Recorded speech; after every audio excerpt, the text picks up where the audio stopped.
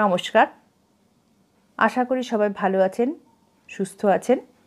বাছাই করা গল্পগাথা by Sangeeta audio book চ্যানেলের আজকের নিবেদন বিমল মিত্রের লেখা রাত তখন 11টা।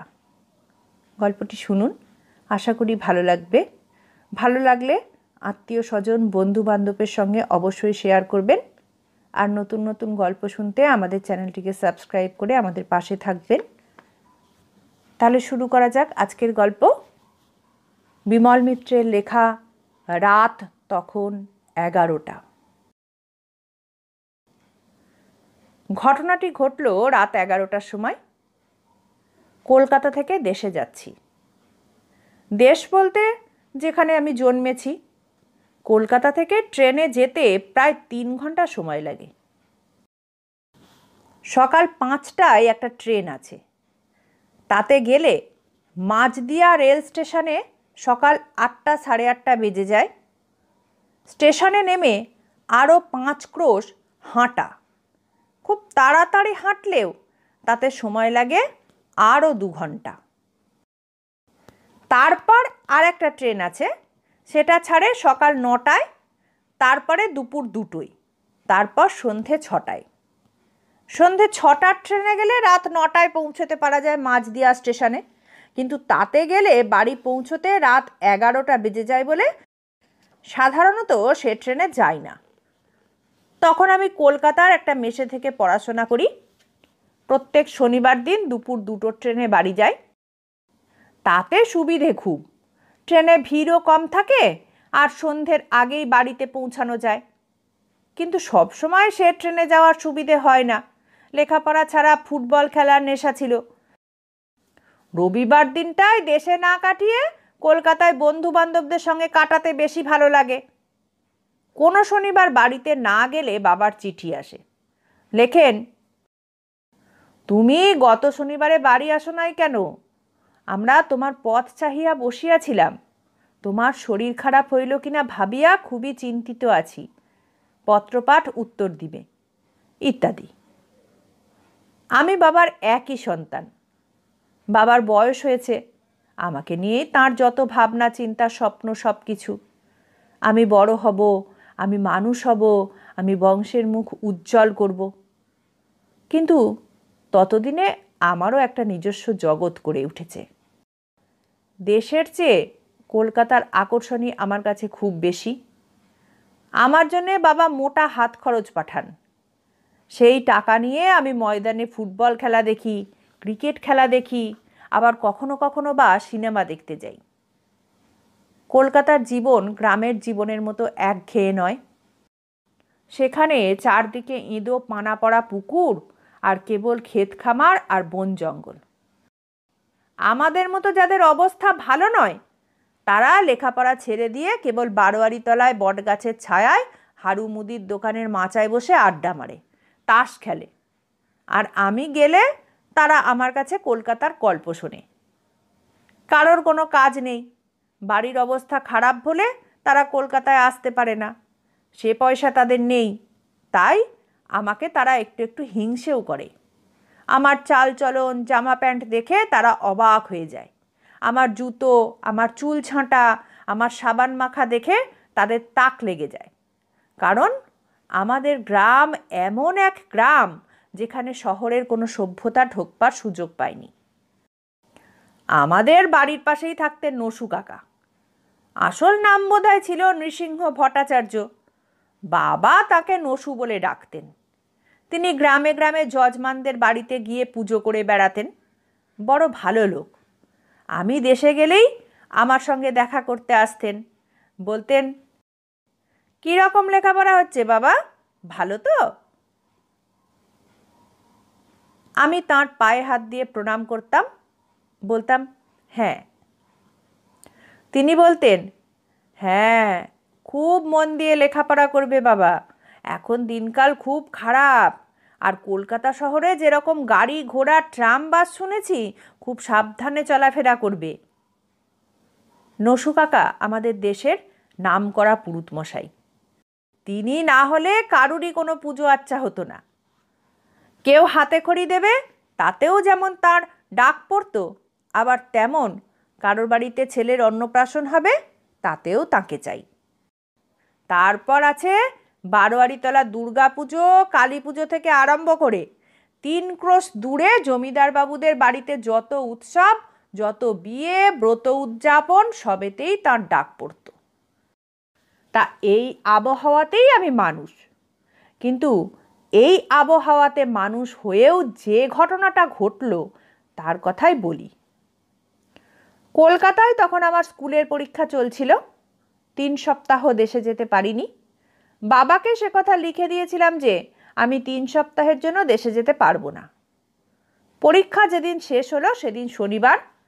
মেসে এসে ভাবলাম 2টো ট্রেন ধরব, কিন্তু কয়েকদিন ধরে রাত জেগে পড়বার পর বড় ক্লান্ত হয়ে পড়েছিলাম। ঘড়িতে তখন 12:30, আধ ঘন্টা ঘুমিয়ে নেওয়া যাক। কিন্তু যখন ঘুম ভাঙল তখন দেখলাম দেওয়াল ঘড়িতে বেলা 3:30। আমার বন্ধু যে আমার পাশের বিছানায় শুতো সেও দেখলাম অঘোরে ঘুমোচ্ছে। মনে হলো সর্বনাশ, 2টোর গাড়ি তো কখন ছেড়ে দিয়েছে, এরপরে তো সেই সন্ধে 6টার আগে দেশে যাবার কোনো গাড়ি নেই। সে গাড়িতে গেলে দেশের বাড়িতে পৌঁছোতে তো রাত সেই 11টা বেজে যাবে। কিন্তু শিয়ালদা স্টেশন থেকে গাড়ি ছাড়তেই সেদিন কেন জানি না আধ ঘন্টা দেরি হয়ে গেল।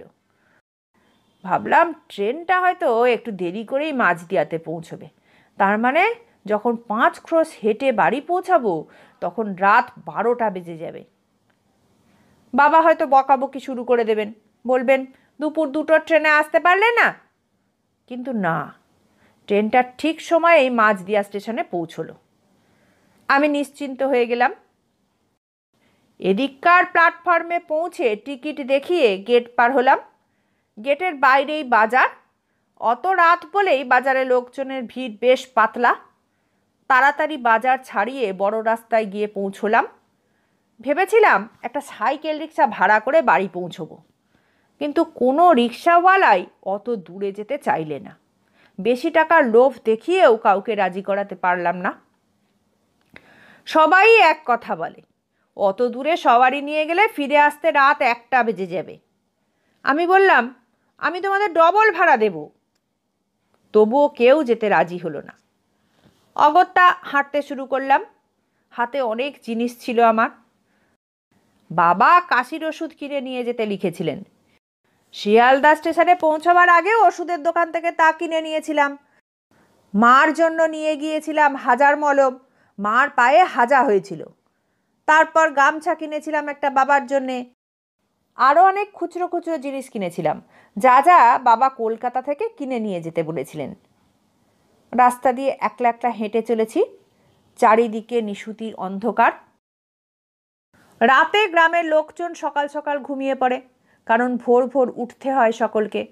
বড় বড় গাছগুলোকে দূর থেকে অন্ধকারের পাহাড় বলে মনে হচ্ছে। খানিক দূর গিয়েই পিচের রাস্তা শেষ হয়ে গেল।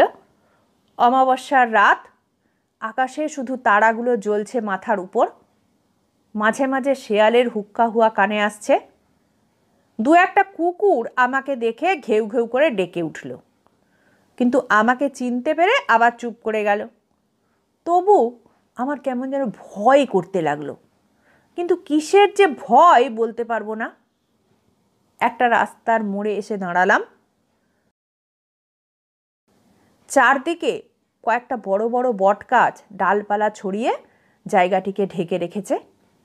শনি মঙ্গলবার ও জায়গাটায় হাট বসে। হাট বেলাবেলি শেষ হয়ে গেছে। চারদিকে 2-4টে ছোটোখাটো দোকান, তারাও দোকানের ঝাঁপ বন্ধ করে তখন যে যার বাড়ি চলে গিয়েছে। বহুদিন আগে ওই বটগাছের ডালে একজন মানুষ গলায় দড়ি দিয়ে আত্মহত্যা করেছিল। সে ছোটোবেলাকার ঘটনা, কিন্তু তখন থেকেই জায়গাটায় এসে দাঁড়ালেই দিনের বেলাতেও কেমন গা ছমছম করত। আর তখন তো রাত 10:30 বেজে গেছে। মনে পড়ল বাবা মা বোধহয় এতক্ষণ ঘুমিয়ে পড়েছেন। বিকেল গড়িয়ে সন্ধে হয়ে রাত হয়ে গেল। তাঁরা ভাবছেন আমি আর আসবো না। মা আমার জন্য ভাত রান্না করে বসেছিল। বাবা বলছেন, আর কেন বসে আছো খোকা, আজকে বোধহয় এলো না, তুমি খেয়ে নিয়ে শুয়ে পড়ো। মাও বোধহয় তখন খেয়ে নিয়েছে। তারপর আমার কথা ভাবতে ভাবতেই বিছানায় শুয়ে ঘুমিয়ে পড়েছে। এইসব কথা ভাবতে ভাবতেই হেঁটে চলেছি। রাত তখন 11টা বেজে গেছে। রাস্তাটা গিয়ে নলগাড়ির নাবালে গিয়ে মিশেছে। আগে এখানে একটা নদী ছিল। আগে যখন নদীতে জল ছিল তখন খেয়া নৌকায় এপার ওপার করতে হতো, কিন্তু এখন নদীটা শুকিয়ে গেছে। সেখানে ঢালু জমিতে এখন চাষবাস হয়। তারই এক পাশ দিয়ে গরুর গাড়ি যাবার রাস্তা হয়েছে। বর্ষার পর গরম পড়াতে রাস্তায় আবার ধুলো জমেছে। এখানকার লোক তাই ও জায়গাটার নাম রেখেছে নলগাড়ির নাবাল। আমি ঢালু রাস্তায় নামতে লাগলাম। তারপর সামনের দিকে নজর পড়তেই যা দেখলাম তাতে আমার শরীরের রক্ত হিম হয়ে গেল। দেখলাম ওপারের রাস্তা দিয়ে একটা দাড়িওয়ালা মূর্তি ঢালু রাস্তা দিয়ে আমার দিকে নেমে আসছে। রাস্তায় তার পা নেই, শুধু হাওয়ায় ভাসতে ভাসতে এগিয়ে আসছে আমার দিকে। আমি আর এগোলাম না, এগোতে ভয় করল। ও কি তবে সেই লোকটির মূর্তি যে একদিন বটগাছে গলায় দড়ি দিয়ে মরেছিল? তখন কত লোকের মুখে শুনতে পেতুম যে সে নাকি এই অঞ্চলে ভূত হয়ে ঘুরে বেড়ায়, কিন্তু আমি নিজের চোখে কখনো দেখিনি। হঠাৎ আমাকে লক্ষ্য করে মূর্তিটা কথা বলে উঠল। বলল, কে ওখানে? আমি কি জবাব দেব বুঝতে পারলাম না, শুধু একটু থেমে বললাম, আমি। আমি কে? বলতে বলতে মূর্তিটা আমার দিকে আরো এগিয়ে আসতে লাগলো। সামনে মুখের কাছে এসে বললে, কে কে তুমি? আমি ভয়ে শিউরে উঠেছি তখন, কিছুই জবাব দিতে পারলাম না সেই মুহূর্তে। মূর্তিটা জিজ্ঞেস করলে, ও তুমি বিমল, ধীরেশদার ছেলে? তখন আমার যেন জ্ঞান ফিরে এলো। চিনতে পারলাম মূর্তিটাকে, আমার নসু কাকা। বললাম, নসু কাকা আপনি? নসু কাকা বললেন, হ্যাঁ আমি। তা তোমার আসতে দেরি হলো যে? বললাম, দুপুর 2টোর ট্রেনটা ধরতে পারিনি, ঘুমিয়ে পড়েছিলুম, তাই সন্ধে 6টার ট্রেন ধরে আসছি। নসু কাকা বললেন, তা আজকে অমাবস্যা রাতে না এলেই পারতে। এই রাত বিরেতে কি আসা ভালো? আমাদের গাঁয়ে যে পরশুদিন বাঘ বেরিয়েছিল, তারপর কদিন আগে বাবুদের বাড়িতে ডাকাত পড়েছিল। বললাম, তা আপনি এত রাত্রিরে কোথায় যাচ্ছেন? নসু কাকা বললেন, জমিদারবাবু স্ত্রী হঠাৎ রেখে পাঠিয়েছেন, তার বড় ছেলের খুব অসুখ, আমাকে সেখানে গিয়ে শান্তি সস্তেন করতে হবে। যত রাতই হোক আমাকে যেতেই হবে। তার বড় ছেলের এখন যায় তখন যায় অবস্থা, তাই খেয়ে নিয়েই দৌড়চ্ছি। আমাকে যে ডাকতে এসেছিল তাকে বলেছি, তুমি এগিয়ে যাও, আমি খেয়ে উঠেই যাচ্ছি। তোমার সঙ্গে রাস্তায় কোনো লোকের দেখা হয়নি? আমি বললাম, কই না তো। নসু কাকা বললেন, তা রাত্রির বেলা হয়তো ঠাওর হয়নি তোমার। তা বাবা, তুমি একলা এত রাত্রির এসে ভালো করনি। চলো, আমি তোমাকে গাঁ পর্যন্ত পৌঁছে দিয়ে যাই। বললাম, আপনি আবার এত কষ্ট করতে যাবেন? আর আপনারও তো তাড়াতাড়ি আছে। নসু কাকা বললেন, সে কি কথা, এই এত রাতে তোমাকে কি এই অবস্থায় একলা ছেড়ে দিতে পারি? শুনলে ধীরেশদা যে আমার উপর রাগ করবে, বলবে তুমি খোকাকে এই অবস্থায় একলা ফেলে কি করে চলে গেলে। কি আর করা যাবে, ওদিকে জমিদার বাবুর বাড়িতে তাঁর বড় ছেলের এখন যায় তখন যায় অবস্থা, আর তিনি কিনা নিজে আমাকে আমার বাড়িতে পৌঁছে দিতে চান। রাস্তায় যেতে যেতে নসু কাকা বলতে লাগলেন, তুমি 3 সপ্তাহ বাড়ি আসনি, সেজন্যে ধীরেশদা খুব ভাবছিলেন। কলকাতায় থাকো তুমি, তোমার বয়স হয়েছে, তোমার যত পড়াশোনায় থাক, সপ্তাহে একদিনের জন্য বাবা মাকে দেখতে আসতে পারো না? তুমি যখন বড় হবে আর নিজে বাবা হবে, তখন বুঝবে ছেলেকে দেখতে না পেলে বাপের মনে কি কষ্ট হয়। আমি নসু কাকার কথা শুনে কোনো জবাব দিতে পারলাম না। চুপ করে নসু কাকার সঙ্গে সঙ্গে চলতে লাগলাম। তারপর যখন বাড়ির কাছাকাছি এসেছি তখন নসু কাকা বললেন, ওই দেখো তোমাদের বাড়ি, এবার আর কোনো ভয় নেই, আমি চলি, আমার খুব তাড়া আছে। বলে তিনি চলে গেলেন। আমি আমাদের বাড়ির সদর দরজায় কড়া নেড়ে ডাকতে লাগলাম, বাবা, বাবা, বাবা। বাবা আমার ডাক শুনেই ধরফর করে জেগে উঠেছেন, মাও জেগে উঠেছেন। তাড়াতাড়ি দরজা খুলে দিয়ে আমাকে দেখে বললেন, খোকা, তুমি এসে গেছো? কোন ট্রেনে এলে? দুপুরের ট্রেনে আসতে পারলে না? বললাম, দুপুরবেলা পরীক্ষা দিয়ে এসে ঘুমিয়ে পড়েছিলুম, তাই। বাবা বললেন, তা বলে সন্ধ্যের ট্রেনে আসতে হয়? জানো বাড়ি পৌঁছাতে রাত 11টা বেজে যাবে। তাছাড়া গাঁয়ে পরশুদিন বাঘ বেরিয়েছিল, তা জানো? কদিন আগে বাবুদের বাড়িতে ডাকাত পড়েছিল। আমি বললাম, আমি তো তা জানতুম না। রাস্তায় দেখা হয়ে গেল নসু কাকার সঙ্গে, তিনি আমাকে নিজে বাড়ি পর্যন্ত পৌঁছে দিয়ে গেলেন। নসু? নসু কাকা? বললাম, হ্যাঁ, তাঁর সঙ্গে নলগাড়ির নাবালে দেখা হয়ে গেল। তিনি জমিদার বাবুদের বাড়ি যাচ্ছিলেন, তাদের বড় ছেলে মরো, তাই তিনি শান্তি সস্তেন করতে সেখানে যাচ্ছিলেন। বাবা আমার দিকে হতবাকের মতো চেয়ে রইলেন, মাও অবাক। বাবা বললেন, তুমি ঠিক দেখেছ? তোমার নসু কাকা, তিনি তোমার সঙ্গে কথা বলেছেন? তুমি কি সব আবল তাবল বকছো? আমি বললাম, বারে, আমি ভুল দেখবো কেন? আমি নসু কাকাকে চিনতে পারবো না? বাবা বললেন, কিন্তু তোমার নসু কাকা যে পরশুদিন মারা গিয়েছেন, আমরা যে নবদ্বীপে গিয়ে তাঁর সৎকার করে এলুম।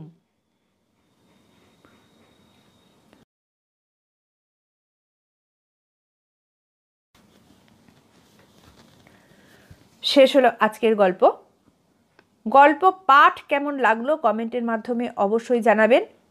ভালো লাগলে যাবার আগে অবশ্যই একটি লাইক দিয়ে যাবেন। পরবর্তী গল্প নিয়ে খুব শিগগির ফিরে আসব। সকলে ভালো থাকবেন, সুস্থ থাকবেন, আনন্দে থাকবেন। নমস্কার।